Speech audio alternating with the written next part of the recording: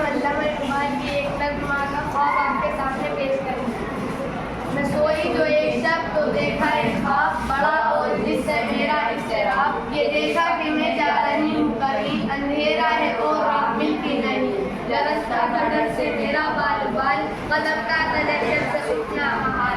تو کچھ حوصلہ پا کے آگے بڑھی تو دیکھا قطار ایک لڑکوں کی تھی. زمرد سی پوشاک پہنے ہوئے دیے سب کے ہاتھوں میں جلتے ہوئے. وہ چپ چاپ تھے آگے پیچھے رواں خدا جانے جانا تھا ان کو کہاں. اسی سوچ میں تھی کہ میرا فصل مجھے اس جماعت میں آیا نظر. وہ پیچھے تھا اور تیز چلتا نہ تھا دیا اس کے ہاتھوں میں جلتا نہ تھا. کہا میں نے پہچان کر میری جان مجھے چھوڑ کر آ گئے تم کہاں. جدائی میں رہتی ہوں میں بے قرار پھر ہوتی ہوں حد و اشکوں کے ہار. نہ پرواہ ہماری ذرا رکھنے کی گئے چھوڑ اچھی وفا رکھنے کی. تو بچے نے دیکھا میرا پیچھتا دیا نہیں کر جواب. نہیں اس میں کچھ بھی بھلائی میری رلاتی ہے